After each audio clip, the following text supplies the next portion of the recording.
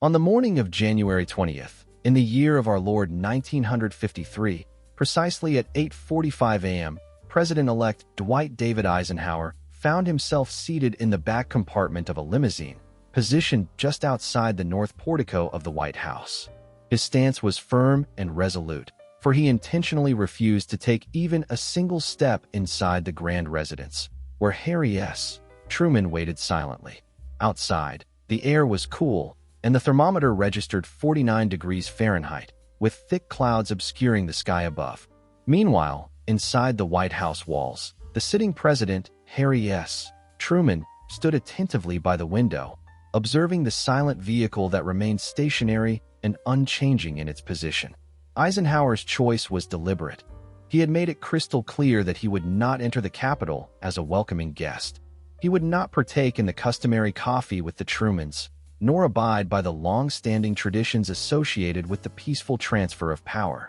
Instead, he intended to sit in that waiting automobile while Truman was expected to come to him, a sign of respect and protocol. This gesture was far from a simple scheduling matter or a simple miscommunication. It was a carefully calculated act of insult, delivered intentionally on what should have been one of the most revered and dignified moments in American political history: the seamless and peaceful transfer of authority from an outgoing president to his successor. At this moment, the man occupying that limousine was Dwight Eisenhower, who was then 62 years old. He was renowned worldwide as the supreme Allied commander during the Second World War, celebrated as the victor that led to the defeat of Nazi Germany, and credited with liberating millions of people across multiple continents. Among Americans, he stood as the most popular military figure since Ulysses S. Grant. Eisenhower had accepted the surrender of Nazi Germany and commanded countless thousands of soldiers across Europe and beyond. Leaders from across the globe, including kings and prime ministers, sought his counsel and advice. The American public had just elected him president, giving him 55% of the popular vote and an overwhelming total of 442 electoral votes, an unmistakable mandate. Yet, on this early January morning, despite his extraordinary accomplishments and the broad support he enjoyed, Eisenhower chose not to take the mere 20-foot walk to extend his hand to the man who had played a critical role in shaping his career, who had helped make his rise possible. Inside the White House, Harry S. Truman, at the age of 68, embodied a life of public service that spanned many roles: farmer, haberdasher, county judge, senator, vice president, and ultimately, president. Truman was the one who had made the decision to use atomic weapons during the war, faced down Stalin's ambitions, and spearheaded the Marshall Plan, which helped rebuild a war-torn Europe.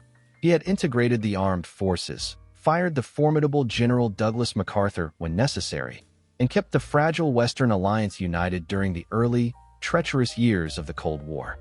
Notably, just 7 years prior, Truman had even considered Dwight Eisenhower for the presidency on the Democratic ticket, offering him the nomination if he would step down as vice presidential candidate. Eisenhower had politely refused, expressing that he was fundamentally a soldier, not a politician, and that his place was in uniform serving the nation rather than in elected office. In the year 1952, Eisenhower made a decisive shift by running for president as the Republican candidate, challenging Truman's party, his policies, and everything he had built during his presidency.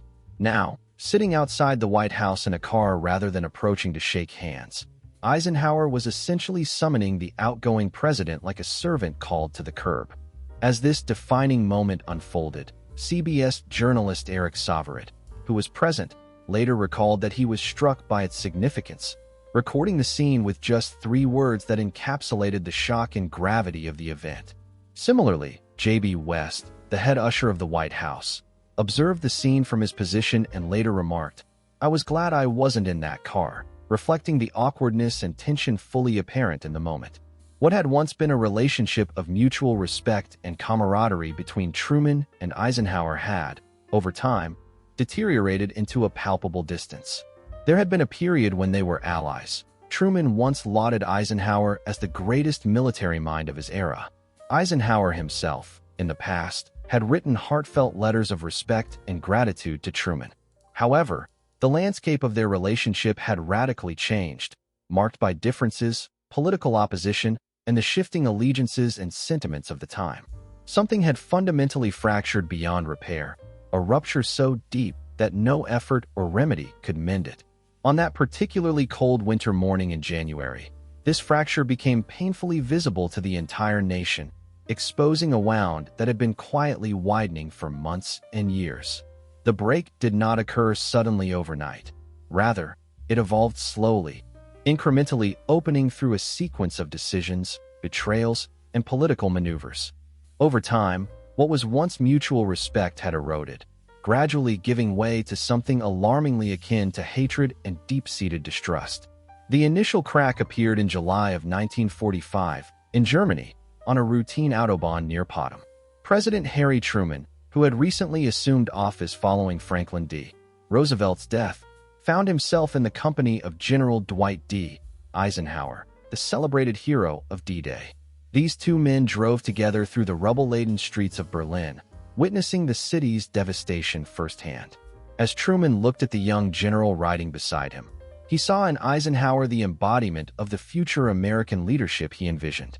Turning to him, Truman uttered something remarkably forward-thinking. He assured Eisenhower that there was nothing the general might desire that he would not strive to help him obtain. This promise extended even to the presidency, which Truman implied he would support Eisenhower to achieve by 1948. Such was not a casual remark. Truman's words carried weight and genuine intent. At that moment, Truman had been vice president for a mere 82 days, having assumed office on April 12, 1945, after Roosevelt's sudden death. He inherited a nation embroiled in two ongoing wars, conflicts still raging on multiple fronts, along with top-secret atomic research that had been kept hidden from him until then, and strained relationships with Allied leaders he had never personally met before. Naturally, Truman felt unprepared for the daunting responsibilities that lay ahead. Admirably, he held great respect for military leadership, and Eisenhower, with his reputation for competence, victory, and moral authority earned through tangible accomplishment, seemed to embody the qualities America needed most at that critical time. Eisenhower, however, expressed gratitude but refused to accept Truman's generous offer, stating simply that he had no political ambitions and considered himself a soldier first and foremost. He intended to remain a career military officer, having dedicated his entire adult life to the Army. Eisenhower understood military command and the intricacies of wartime strategy, but politics appeared to him an entirely different realm, one with ill-defined rules and adversaries harder to recognize and understand. Truman, respecting Eisenhower's stance, accepted the response with understanding. Over the ensuing years, their professional relationship grew based on mutual necessity. During this discussion, they talked about the possibility of General Douglas MacArthur returning from his post in Japan to seek the Republican presidential nomination. MacArthur was another towering military hero, but one whom Truman deeply distrusted. Known for his autocratic tendencies and a personality that could command fear and admiration alike, MacArthur's leadership style and political ambitions made him a figure of concern for Truman and others wary of military influence over civilian government. For years, he had effectively governed Japan as if he were a seasoned proconsul, wielding authority with a commanding presence and strategic insight. Meanwhile, President Truman harbored concerns about what General MacArthur might do if granted unchecked presidential power, wary of the potential consequences of such military influence on American policy. In response to these worries, Truman devised a daring and unconventional plan. He suggested that if MacArthur chose to run for president as a Republican, then perhaps Dwight D. Eisenhower, who had emerged as a respected figure, should be encouraged to seek the Democratic nomination. Truman even went as far as to propose that he himself would be willing to step aside, not only to support Eisenhower's candidacy, but also to serve as his vice presidential running mate. He expressed this rare willingness in a note, emphasizing that he would gladly serve as Eisenhower's second-in-command, stating, "I like the Senate anyway. I could be elected, and my family and I would find happiness outside this great white prison known as the White House." Adding a personal touch to his sentiments, Truman concluded his diary entry with a subtle note, "Ike won't quote me, and I won't quote him," implying a discreet understanding between them. This was not a mere daydream or fanciful notion. It was a bold indication of the sitting president's willingness to voluntarily demote himself to vice president solely to see Eisenhower become president, a move that revealed how little confidence Truman had in his political prospects at that moment, yet also how deeply he trusted and valued Eisenhower's character and leadership qualities. Despite Truman's hopes, Eisenhower declined the proposal once again. At that time, he had no intention of entering the political arena or seeking public office. Having recently stepped down from active military command, he was serving as president of Columbia University, content with his academic career. His preference was to remain in education or perhaps return to military service if necessary, but not to jump into partisan politics. Later that same year, Secretary of the Army Kenneth Royal approached Eisenhower with similar overtures, attempting to persuade him to reconsider. Truman had previously asked Royal to make one final effort, emphasizing that this wasn't a fleeting idea, but a sincere offer. Eisenhower could secure the Democratic nomination, and the party would back him fully. Truman was prepared to campaign vigorously for him, confident that they could achieve victory together. Yet, once again, Eisenhower declined, reiterating his disinterest in becoming president. He explained to Royal that the office held no appeal for him. His life was fulfilling as it was, and he saw no reason to change it. In February of that year, Truman honored Eisenhower's service by awarding him his fourth Distinguished Service Medal in a ceremony held at the White House. The two men appeared together for photographs, sharing smiles that suggested a bond of mutual respect. The images captured a moment of camaraderie, showing no hint of the animosity that would later emerge between them. Eisenhower, dressed in his full military uniform adorned with medals and ribbons, looked proud to stand beside the president, while Truman radiated pride in his distinguished colleague.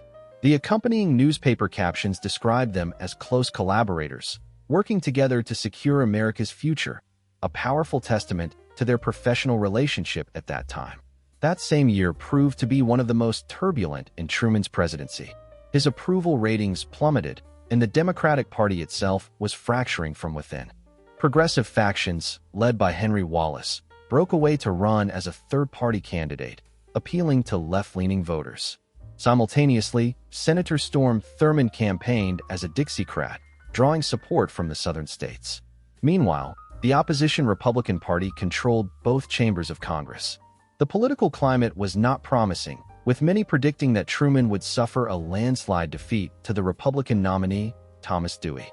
Despite these daunting odds and the bleak forecasts, Truman decided to run for a second term in the presidential election of 1948. Against all expectations, he defied the polls, overcame a deeply divided Democratic Party, and triumphed. His victory became celebrated as one of the greatest upsets in American political history.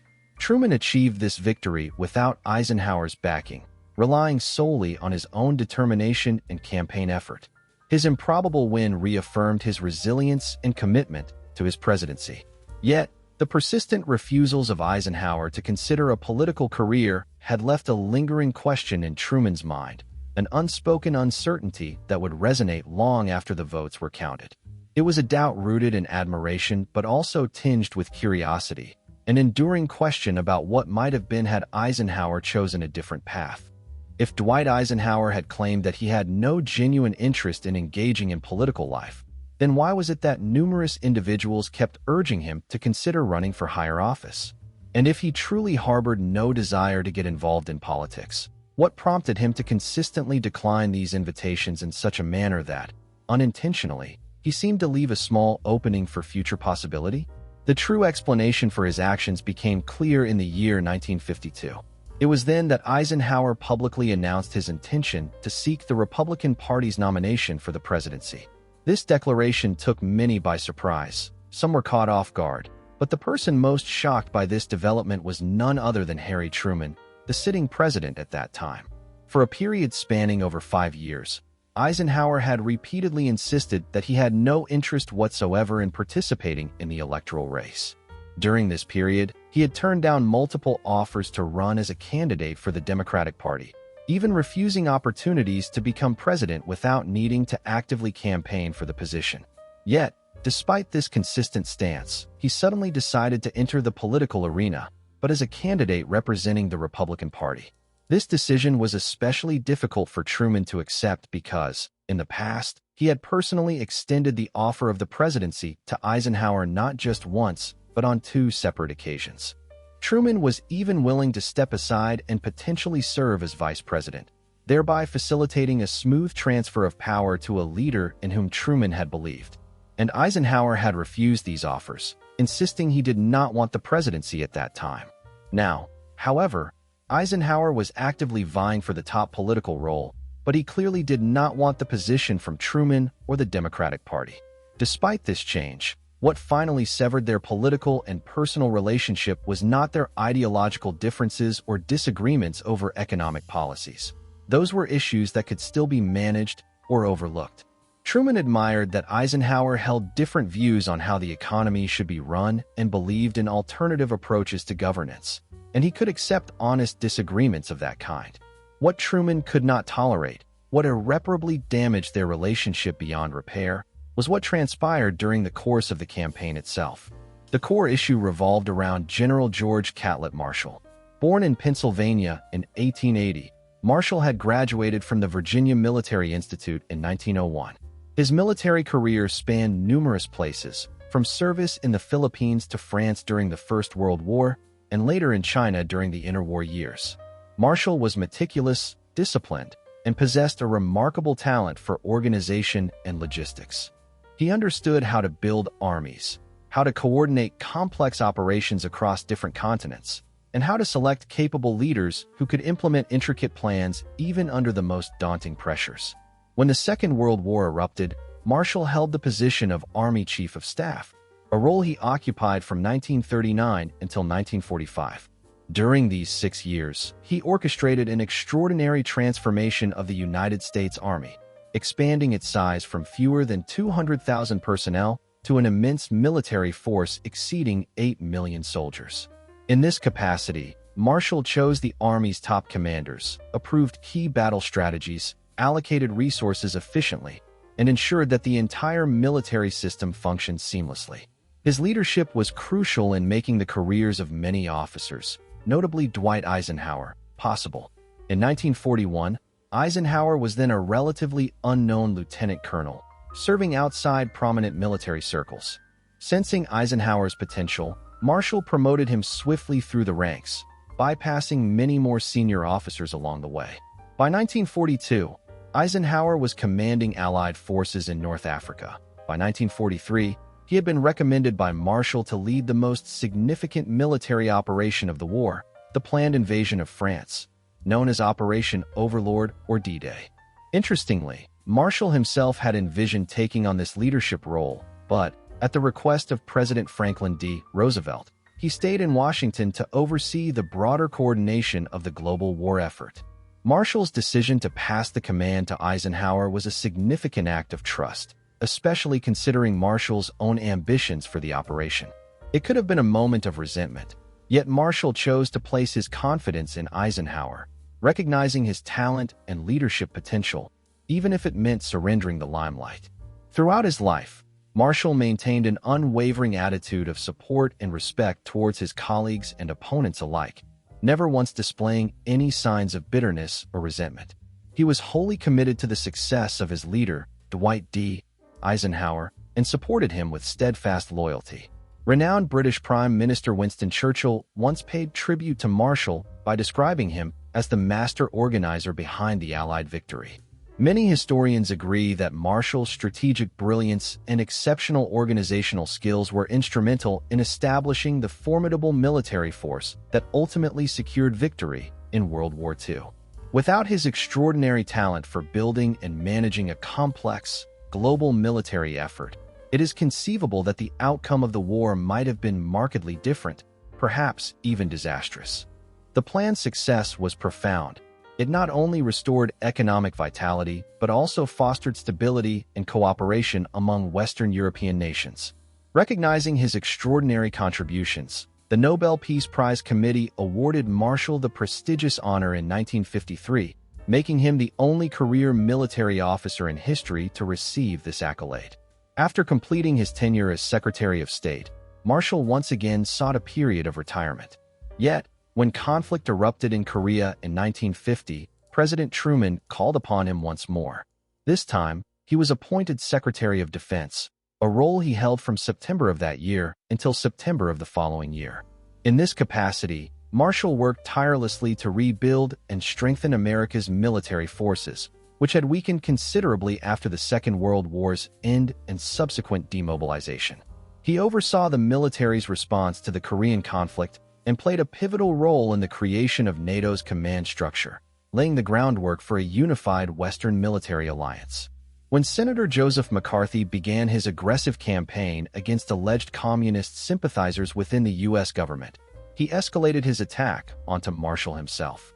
McCarthy's accusations were not merely against an ordinary official. They targeted one of the chief architects of Allied victory, a key figure responsible for shaping the post-war world order, and one of the most highly respected individuals in American political life.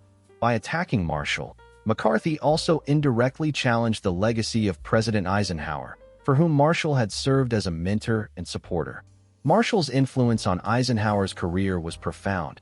He promoted Eisenhower over many more senior officers, recommended him as the leader for the D-Day invasion, and played a significant role in shaping his rise through the military ranks. In the early 1950s, McCarthy wielded great influence, driven by the feverish anti-communist sentiment sweeping across America. He had built his reputation on accusing numerous individuals and institutions of harboring communist sympathies. Many of these charges baseless and destructive, yet politically advantageous in a nation gripped by fear of Soviet expansion.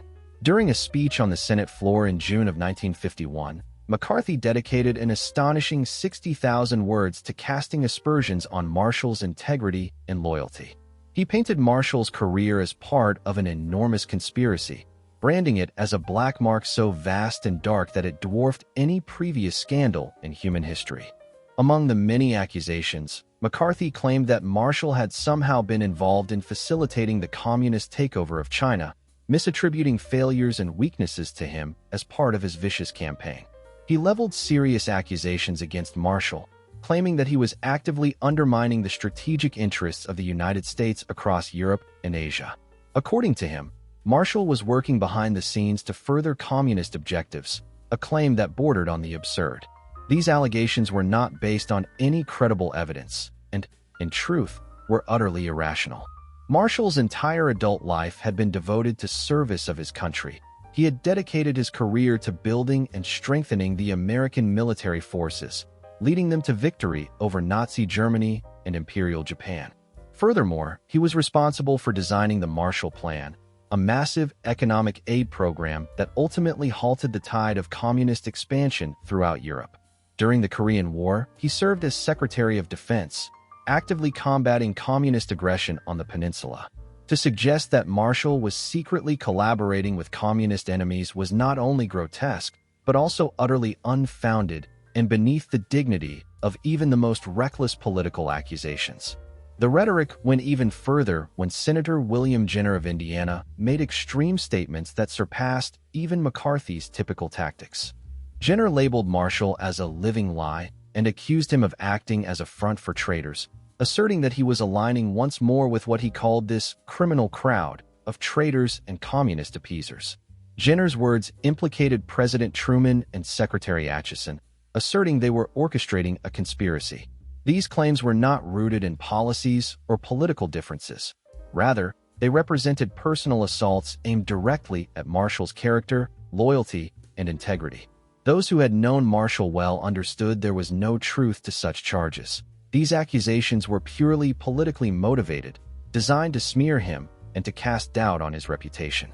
For many Republicans, these attacks served as a tool to discredit the entire Truman administration, casting it as overly lenient or even sympathetic to communism during a tense period of Cold War rivalry. President Truman was deeply angered by these relentless and unfounded attacks on Marshall. He regarded Marshall as the greatest living American, a man whose dedication and patriotism had earned him the highest respect. To Truman, the assault on Marshall was, in effect, an attack on his own judgment, on his administration's integrity, and on his presidency itself. Truman felt strongly that Marshall deserved defense and expected Supreme Allied Commander Dwight D. Eisenhower to stand up for him. Eisenhower, who owed much of his own military career and reputation to Marshall's mentorship and support, was seen as the logical defender against these destructive smears. After all, if anyone was in a position to defend Marshall's honor, it was Eisenhower, who had benefited greatly from Marshall's guidance and leadership. In the midst of the heated 1952 presidential campaign, Eisenhower was scheduled to deliver a speech in Milwaukee, Wisconsin, McCarthy's home state. The plan was for McCarthy to be present on the same stage, given that he had already publicly endorsed Eisenhower. Republican leaders in Wisconsin believed that a show of unity was essential. They wanted Eisenhower and McCarthy to appear together as symbols of a united front against the Democrats. To prepare for what they hoped would be a powerful presentation of Republican strength, Eisenhower's staff drafted a speech that included a carefully worded paragraph defending Marshall's integrity and loyalty. This paragraph was concise but unmistakably clear. I am aware that accusations of disloyalty have been directed against General Marshall. I have had the privilege, over a period of 35 years, of knowing General Marshall both personally and professionally. I can say without hesitation that he is a man of unwavering dedication and selfless service, embodying the deepest patriotism in everything he has done for his country. The recent episode serves as a sobering reminder of how our precious freedom must be defended, not through baseless accusations, but through honesty and integrity. This paragraph was part of the pre-approved speech, which was shared with reporters beforehand. The media anticipated a dramatic and historical moment. Eisenhower, the revered war hero, standing in McCarthy's own state, publicly defending his mentor against McCarthy's incendiary attacks. The scene was poised to underscore the themes of loyalty, character, and principled resistance, values that even political opponents could admire, especially when defending truth and decency against reckless assault. However, in a sudden turn of events, Wisconsin's Governor Walter Clure Jr., along with certain members of Eisenhower's campaign team, strongly urged him to omit or remove that carefully crafted paragraph from his speech. Their reasoning reflected the tense political climate, an attempt to avoid open confrontation with McCarthy and to maintain a more cautious, perhaps less divisive, campaign image.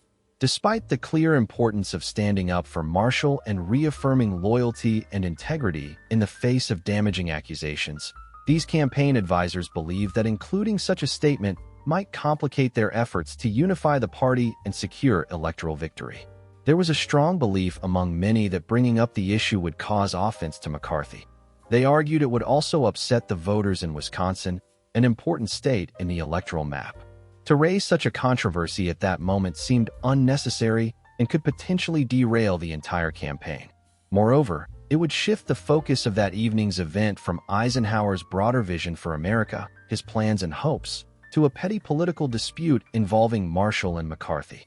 Given these concerns, they claimed that the political cost of raising the issue simply wasn't worth it. Wisconsin, after all, was a significant state, and McCarthy enjoyed considerable popularity there. For Eisenhower, securing Wisconsin's electoral votes was crucial. With the election looming, why risk alienating a vital part of his support base over something that wouldn't noticeably influence the outcome? He listened carefully to his advisors, understanding their perspectives and reasoning. It was clear they believed this was a strategic move aimed at helping him win, and Eisenhower placed high importance on that victory. He held a firm conviction that he could accomplish great things as president, such as ending the Korean War, managing Cold War tensions more effectively than Truman had, and bringing a sense of efficiency and competence back to the federal government. He knew that achieving these ambitions depended on winning the upcoming election, and to do so, he needed Wisconsin's votes. Consequently, Eisenhower made a decisive choice. He decided to remove the contentious paragraph from his speech. He reasoned that winning the election was more critical than defending Marshall's reputation at this juncture. He reassured himself that he could publicly support Marshall's cause after securing his victory, once the political climate had cooled down and pressures had eased. Eisenhower convinced himself that this particular compromise would not have any lasting consequences, believing it was a small sacrifice to serve his ultimate goal. On October 3, 1952, Dwight Eisenhower took the stage at the Milwaukee arena, where 10,000 people had gathered to hear him speak. Standing beside him was Senator Joseph McCarthy, a figure known for his aggressive anti-communist campaigns.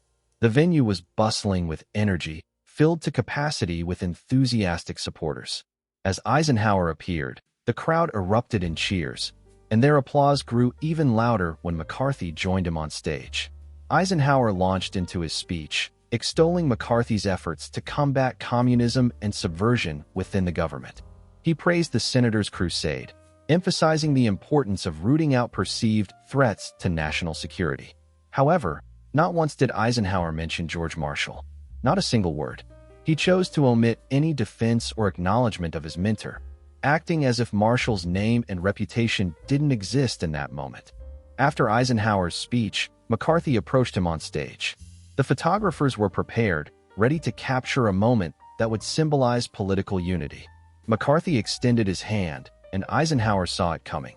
He instinctively tried to step back, to avoid the handshake, feeling that it might be awkward or potentially controversial.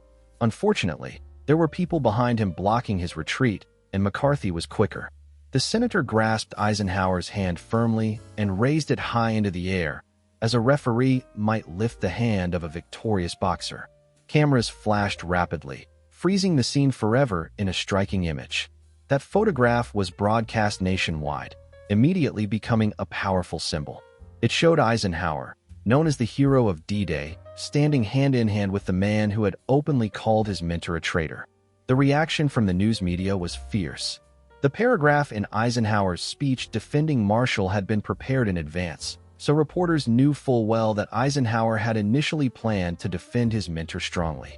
The fact that he chose not to do so now was not a mere oversight or a minor scheduling conflict, but a clear and calculated decision. By carefully weighing the importance of defending Marshall against the political advantages of winning Wisconsin, Eisenhower chose to prioritize the election. The state's votes won, and that victory clearly mattered more at that moment than personal loyalty or loyalty to his predecessor. He reminded his audience that Marshall had been Eisenhower's superior, his mentor, and the very person whose support had been pivotal in Eisenhower's rise to prominence. Truman questioned how anyone could trust Eisenhower's ability to stand firm against the Soviet Union if he could not even demonstrate backbone and resolve in confronting Joe McCarthy's accusations. Furthermore, he raised serious doubts about Eisenhower's integrity, judgment, and overall suitability for the presidency. It was as if Truman was saying directly to the American people that Eisenhower's character itself was suspect in the face of formidable challenges. Eisenhower, for his part, was well aware of the mounting criticism. He kept up with the newspapers, hearing every remark directed at him, every critique voiced publicly. Instead of accepting this criticism as an unavoidable aspect of political life, Eisenhower grew angry. He believed Truman's attacks were unjust, partisan in nature, and overly personal.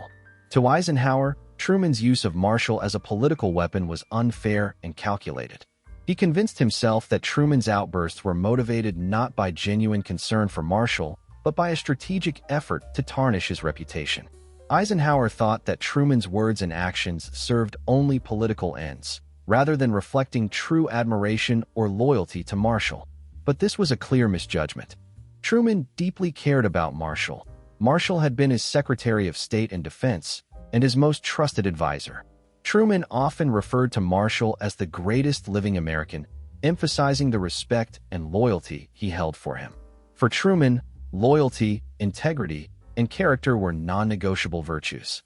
He believed strongly that those who had stood by him, supported him, and contributed to his success deserved his unwavering support in return. Standing up for friends and allies, especially when they faced attack, was a matter of principle for him. By contrast, Eisenhower's behavior, particularly his failure to defend Marshall publicly, was seen by Truman as a betrayal. It was a glaring, highly visible lapse of character and loyalty, one that haunted the political discourse of the time. The situation grew even more complicated in the weeks leading up to the Milwaukee speech. Just a fortnight before that event, Eisenhower had campaigned in Indianapolis alongside Senator William Jenner, a figure notorious for his extreme anti-communist rhetoric. Jenner had publicly vilified Marshall, describing him as nothing more than a puppet for traitors and accusing him of collaborating with criminal elements and communist sympathizers. Jenner's unsubstantiated and hateful accusations epitomized the worst excesses of early 1950s anti-communist hysteria, a climate marked by a willingness to destroy reputations, spread baseless allegations, and manipulate fear for political gain. Eisenhower knew full well what Jenner had said about Marshall. These remarks were part of the public record and widely accessible. Yet, despite understanding the ugliness of Jenner's comments, Eisenhower felt compelled to appear with him. Indiana, a crucial state for his campaign, had a powerful Republican Party, and Jenner wielded considerable influence within it. His support was deemed essential. Consequently, Eisenhower's advisors pressured him to accept Jenner's endorsement, to share the stage, and to project unity, even if it meant aligning himself with such a controversial and divisive figure. Reluctantly, Eisenhower agreed. He appeared publicly with Jenner, letting the senator embrace him, smiling as the cameras captured the moment. The image of the two men, arms intertwined and standing united against their Democratic opponents, was broadcast widely, intended to showcase Republican strength and solidarity. Later, Eisenhower confided in his aides that the experience left him feeling morally tainted, as if he had dirted his reputation, but he justified his actions with the logic that the political necessity of victory outweighed any personal discomfort. He convinced himself that these compromises, though morally questionable, would be washed away after the election, and that triumph in the campaign would justify the means. However, for Truman, this episode was even more troubling than what had occurred in Milwaukee. In Milwaukee, Eisenhower had initially intended to stand up in defense of Marshall, but under pressure and political necessity, he had eventually backed down. Truman viewed this capitulation as a stark moral failure, a breach of loyalty and integrity that revealed Eisenhower's weakness in the face of political pressure and ideological extremism. In the city of Indianapolis, Dwight Eisenhower never even made an attempt to challenge or oppose Jenner's unwavering support. He simply accepted her endorsement without hesitation. He stood beside her as if nothing unusual was happening, as if all was perfectly normal. To Harry Truman, this pattern of behavior revealed something profound and fundamental about Eisenhower's true character.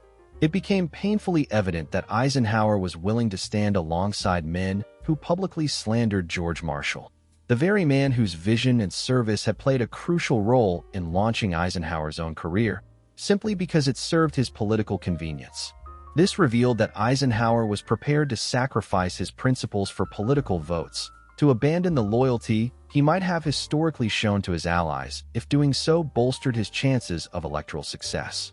He was prepared to compromise his publicly stated values whenever it suited his campaign strategy, heavily prioritizing personal gain over integrity. If Eisenhower could, during a political campaign, turn his back on a figure as venerable as George Marshall, then questions naturally arose about what he might do once in the White House.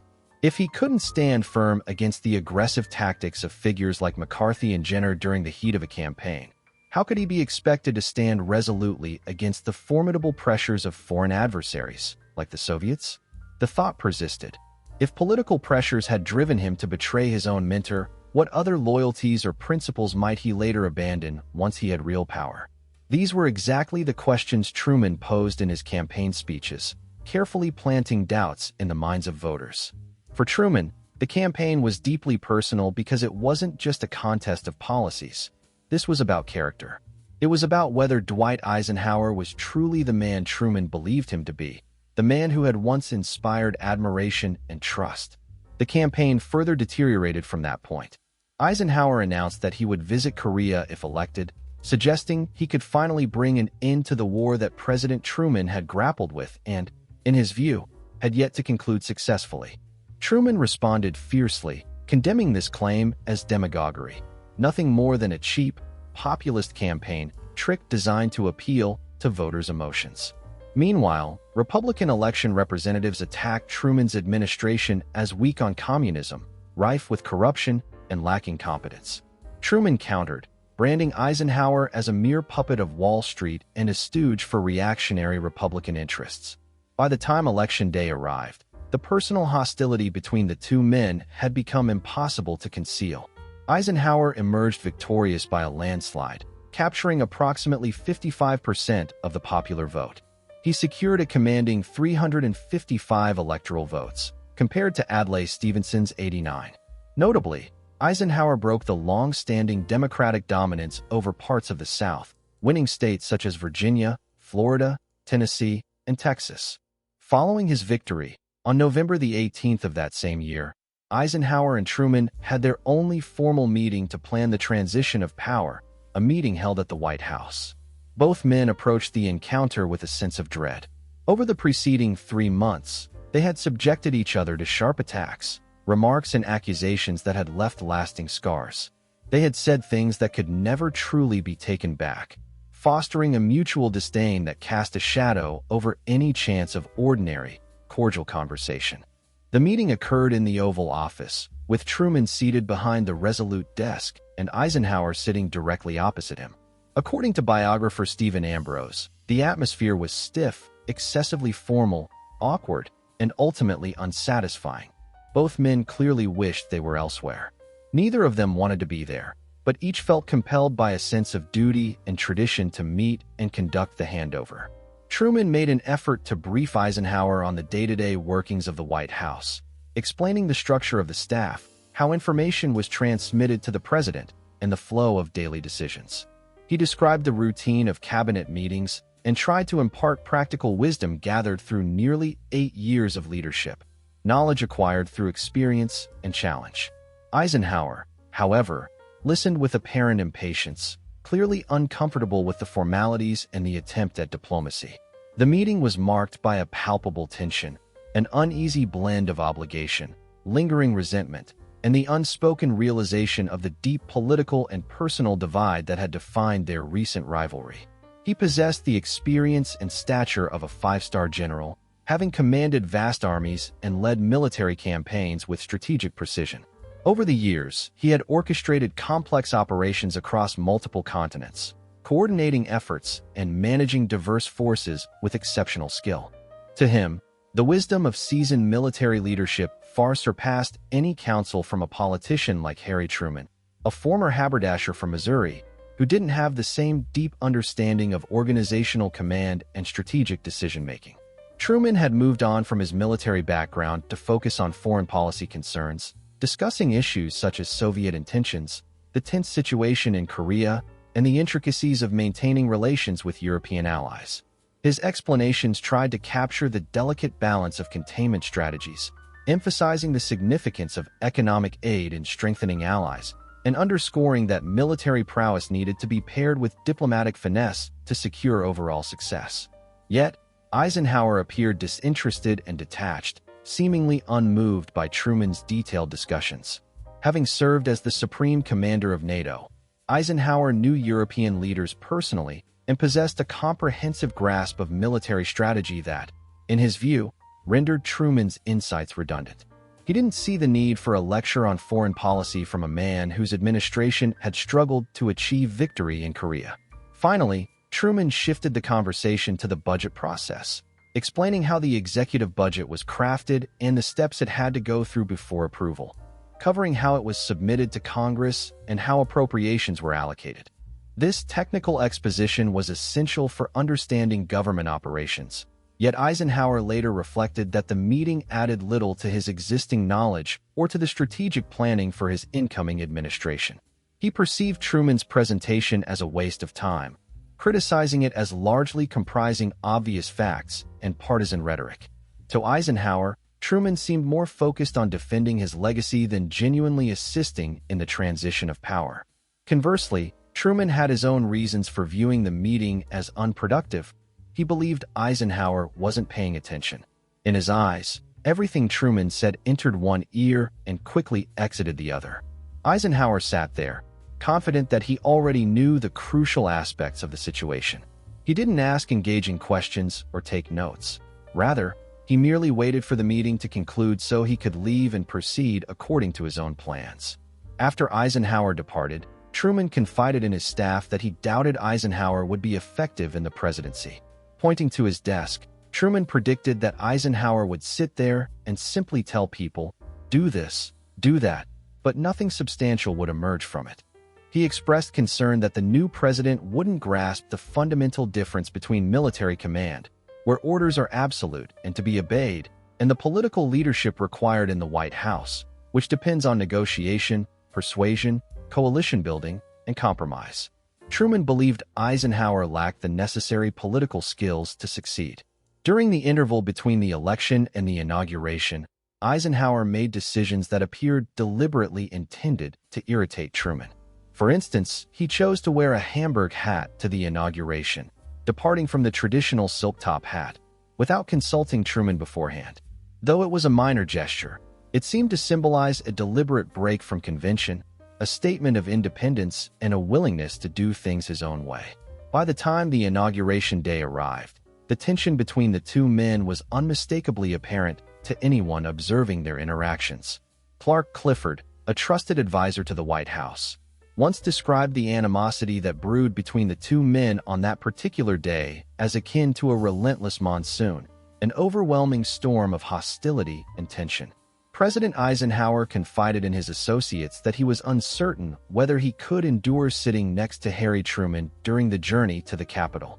It was obvious that Eisenhower harbored deep-seated resentment over having to share a vehicle with Truman, over having to feign a sense of friendliness in a moment filled with underlying conflict, and over the entire ceremonial process of the presidential transition, which he found painfully uncomfortable. Consequently, Eisenhower reached a decisive conclusion. He would not enter the White House for the official inauguration. He would not share a coffee with Harry and Bess Truman. He would not follow the traditional custom whereby the incoming president steps inside to escort his predecessor to the awaiting vehicle. Instead, he chose to remain seated in the limousine, insisting that Truman come to him outside.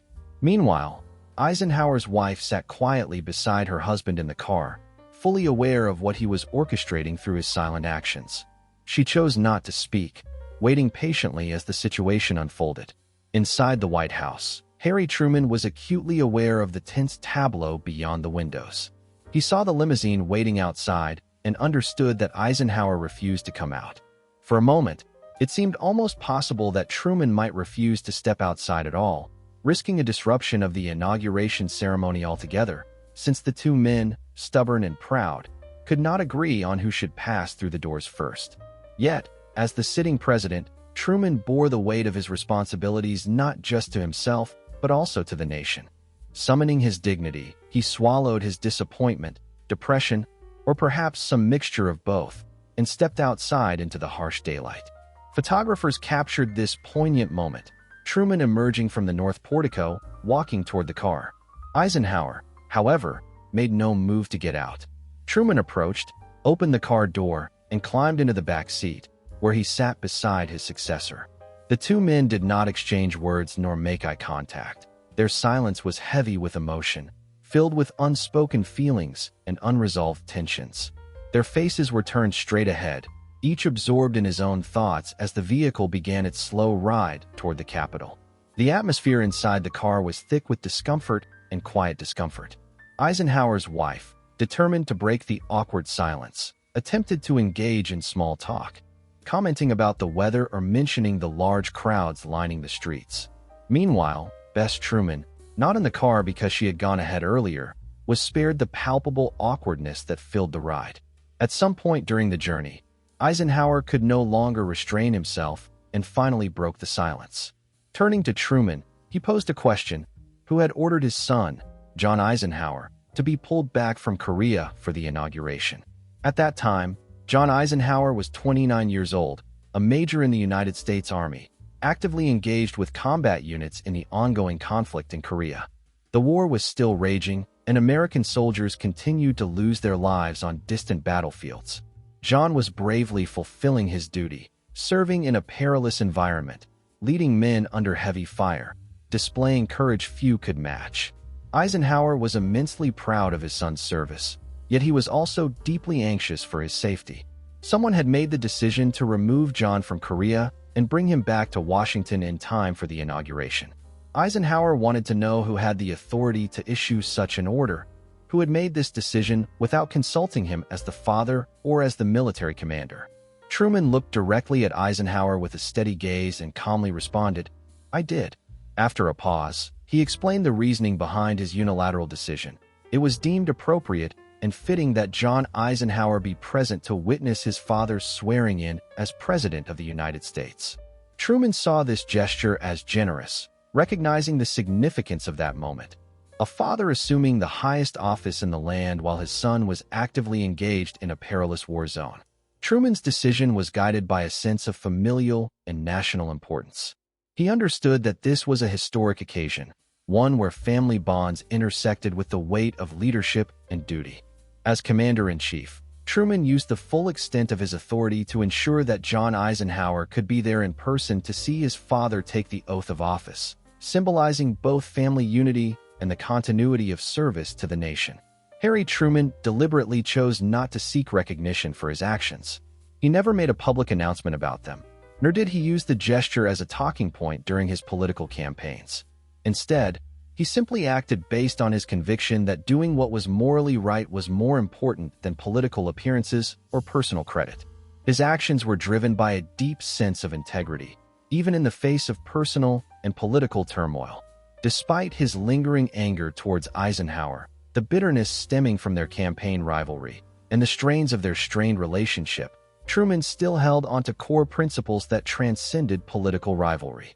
He believed that certain values, such as loyalty to family, acknowledgement of pivotal moments in history, and the importance of maintaining decency, were worth more than petty disputes or political gains.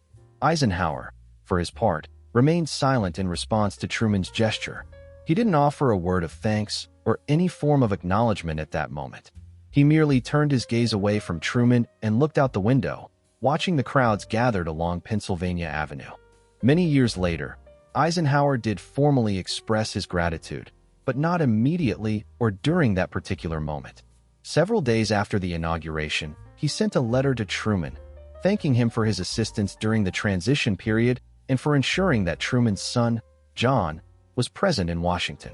Yet, during that quiet car ride, Eisenhower said nothing, no words of appreciation or recognition.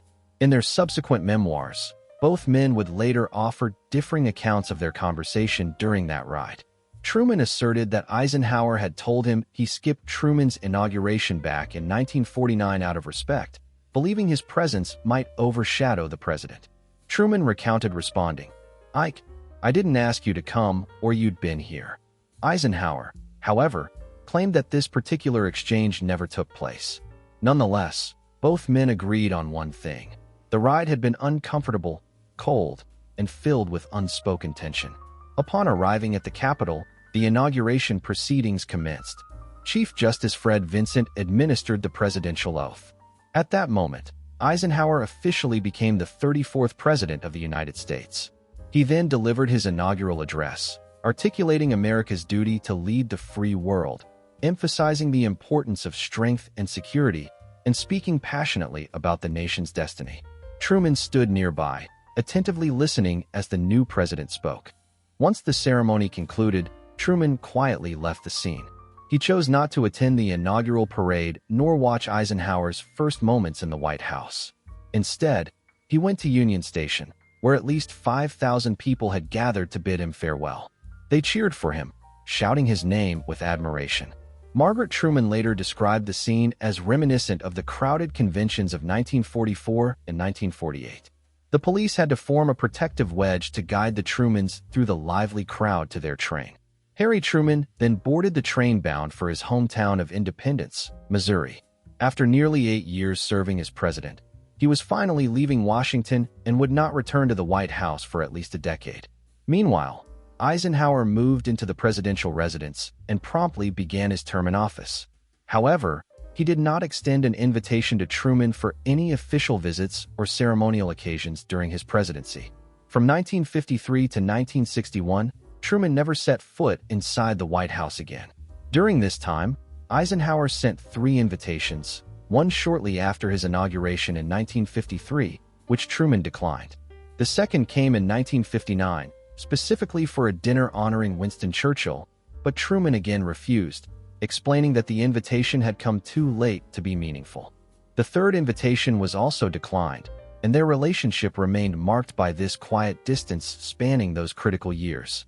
Truman often regarded the invitations he received from Eisenhower with skepticism, perceiving them as mere formalities rather than genuine gestures of reconciliation. To him, these invitations appeared to be superficial attempts to mend the strained relationship, created mainly to give an illusion of goodwill without any real intention behind them. Meanwhile, Eisenhower thought Truman was being petty and unreasonable, perceiving Truman's dismissive attitude as unnecessarily hostile or stubborn. For many years, the two men existed in a state of frozen hostility, caught in a quiet standoff marked by mutual avoidance. They did not communicate directly. No conversations, no written exchanges, and no gestures of reconciliation. Truman later confided that he found it nearly impossible to mention Eisenhower's name without slipping into profanity, highlighting the depth of his lingering resentment. It wasn't until October of 1959 that circumstances forced them into the same room once again.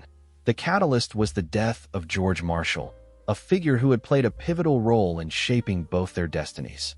Marshall succumbed to his long-standing health issues at Walter Reed Hospital on the 16th of October, after a decline that had persisted over many years. He was 78 years old. They acknowledged each other's presence with nods or brief glances, but avoided any attempt at rapprochement, keeping their relationship formally civil but emotionally reserved. Then, in November of 1963, the nation was struck by the assassination of President John F. Kennedy in Dallas. The entire country entered a period of mourning, and both Truman and Eisenhower made their way to Washington to pay their respects. Kennedy's body was placed in state in the Capitol Rotunda, where thousands of Americans filed past the casket in silent tribute. Heads of state and foreign dignitaries from around the globe arrived, adding to the solemn atmosphere. On the 25th of November, the funeral procession began its journey from the Capitol to St. Matthew's Cathedral, and finally to Arlington National Cemetery. Remarkably, Truman and Eisenhower traveled together in the same limousine to the cemetery, accompanied by Margaret Truman and the wife of Dwight Eisenhower. During the drive, they engaged in conversation, discussing whether or not the assassination was part of a conspiracy or the act of a lone gunman. Both agreed that the most probable explanation was that it was carried out by an individual acting alone. Their discussion then shifted to the broader state of the world, reflecting on the tumultuous political landscape and the challenges facing their country. After the graveside service, Margaret Truman extended an invitation to the Eisenhowers, inviting them to join her father for lunch at Blair House, where the Trumans were staying. They accepted the invitation, and over sandwiches and coffee, the two former presidents sat together for approximately an hour. During this time, they reminisced about old battles, both political and personal, and talked like two aging men who had once been close, recalling what that closeness had felt like decades earlier. In those quiet moments, it was evident that despite years of coldness and mutual silence, there remained a sense of shared history and unspoken respect between them. Admiral Ronald Dennison, a White House aide who was present during that historic moment, later recalled with vividness, "I thought it would never end, but despite everything, it was truly heartwarming." In those words, he conveyed a mixture of relief and genuine warmth that permeated the atmosphere. It was as if, in that fleeting moment, all the differences and disagreements that had long divided them seemed to meld away completely. People watching could sense that, for a brief instant, there had been no animosity or rivalry, only mutual respect and an understanding that transcended partisan conflicts. The scene was, in many ways, a testament to the power of reconciliation, a rare glimpse of two men reaffirming their shared humanity amid the complexities of politics. When the time came for President Eisenhower to depart, President Truman, accompanied by Margaret, gently took the Eisenhowers' hands and walked them to their waiting car.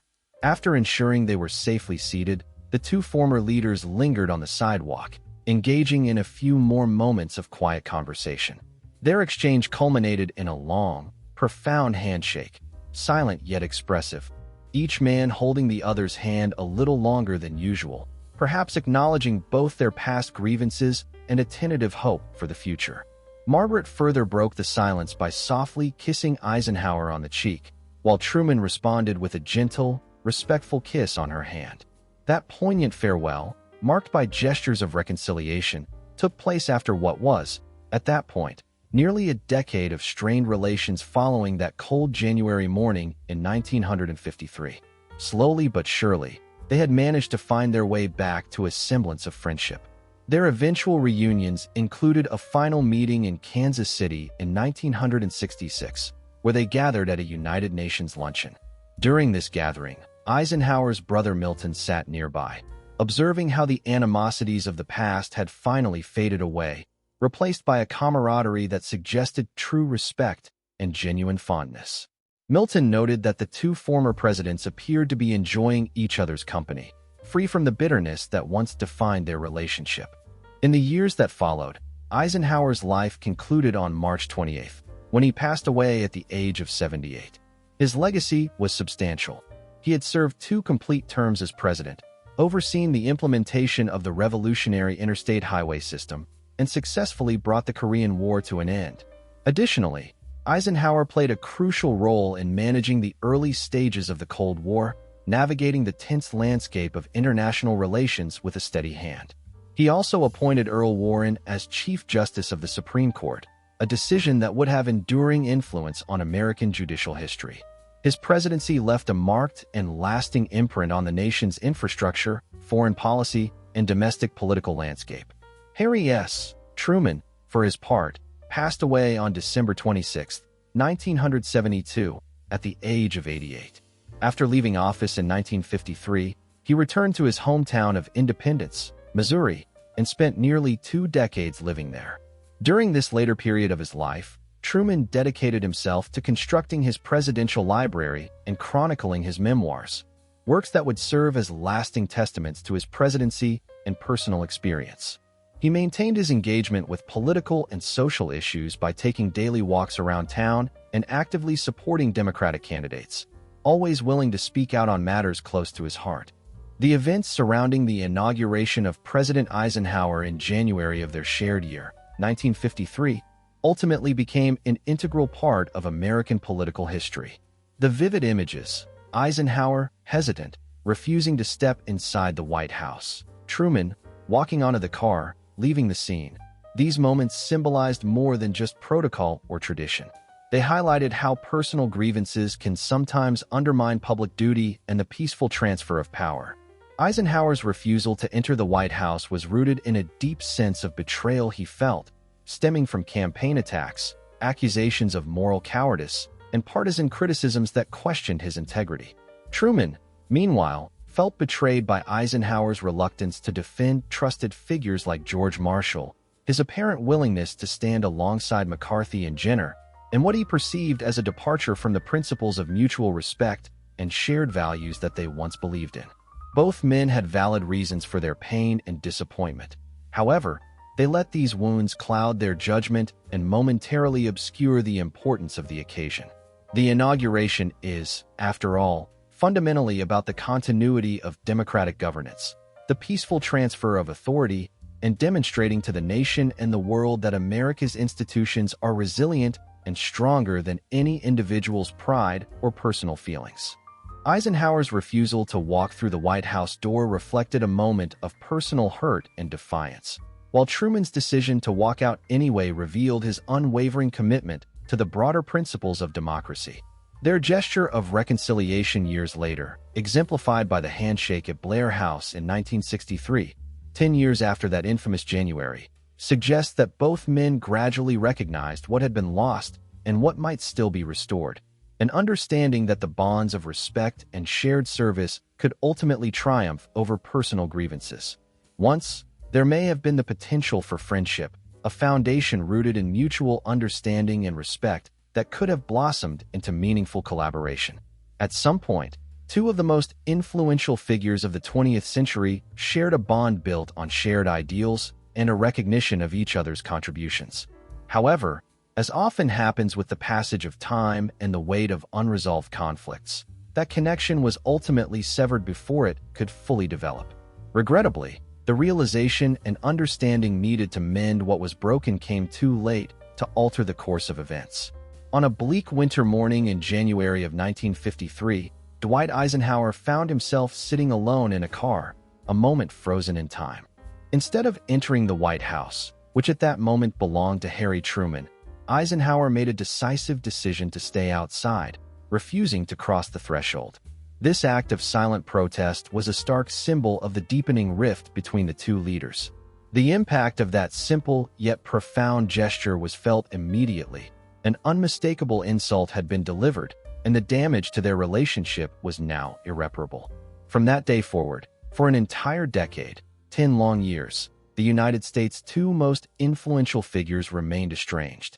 Their separation was not merely physical but also emotional, driven by stubborn pride, lingering anger, and the unbridgeable chasm rooted in a shared history that neither man was willing to bridge. Each faction of their rivalry was held back by memories of past grievances, by the unspoken rules of status and personal dignity that overshadowed any desire for reconciliation. And so, they stayed apart, caught in a cycle of mutual silence and silent resistance, missing the opportunity for understanding and forgiveness. Stories like this resonate because they remind us how personal conflicts, even among the most powerful and distinguished individuals, can have far-reaching consequences. They highlight the complex nature of leadership, where pride and emotion often obscure the path toward resolution. When we reflect on moments like these, we gain insight into the high costs paid by those who lead. Costs paid not only in political or national terms, but also in personal integrity and human connection.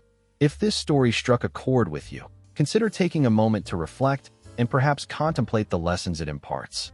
It's a testament to how misunderstandings and unresolved conflicts can shape history and influence the legacy of those involved. Remember that each instance like this offers a chance to learn about the importance of humility, dialogue, and the courage to forgive. By understanding these moments from the past, we can appreciate the complex interplay of leadership, character, and personal flaws that define great figures. Each story revealing something vital about human nature and the intricate dance between pride and reconciliation.